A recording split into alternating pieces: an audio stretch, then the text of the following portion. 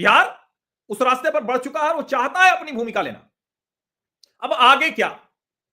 तो एक तो ये कि बिहार ने जाति के आधार पर वोट नहीं किया है, ये नरेंद्र मोदी को ध्यान में रहे।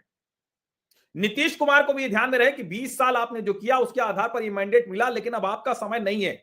मैं जानता हूं कि भारतीय जनता पार्टी के लोग भी और नीतीश कुमार के लोग भी मुझसे नाराज हो सकते हैं, वो कहेंगे कि आप क्या बात कर रहे हैं, लेकिन मैं कह रहा हूं कि अब नीतीश कुमार के मुख्यमंत्री बनने का समय नहीं।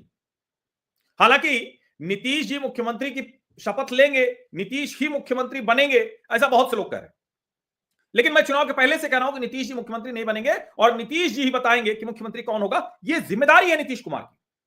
जो मैंने आगे कहा है ना, जब नरेंद्र मोदी और नीतीश कुमार बिहारी स्वाभिमान, बिहार के इस मैंडेट के संरक्षक के तौर पर दिखते हैं, तो आगे क्या तय करना उन्हीं का जिम्मा है।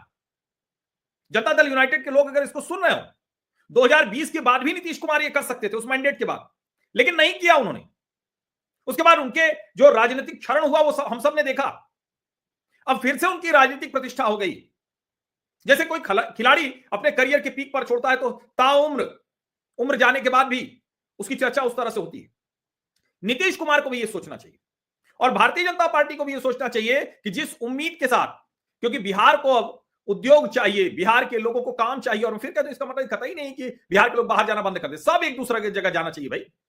हर राज्य में एक दूसरे राज्य के लोग होने चाहिए भाई, समझिए, हर राज्य में, जिससे कि किसी राज्य के भीतर सब नेशनलिज्म ना आए। और मैं इसीलिए बार बार कहता हूं कि उत्तर प्रदेश अब नहीं बंटना चाहिए। यूपी और उत्तराखंड हो गया, अब उसके आगे नहीं बंटना चाहिए, क्योंकि उत्तर प्रदेश में सब नेशनलिज्म नहीं दिखता। कहां से सब नेशनलिज्म करेंगे?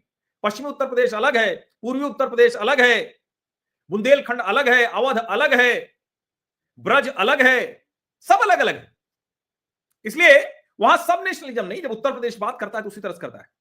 और इसलिए जब कभी कभी बीच बीच में ये आता है कि यूपी कुछ हिस्सों में बांट दिया जाए, तो ठीक नहीं लगता। मुझे तो नहीं ठीक लगता। ठीक है, नेताओं को सुख मिल जाएगा, कोई मुख्यमंत्री बन जाएगा, ज्यादा मंत्री बन जाएंगे, ये सब हो सकता है।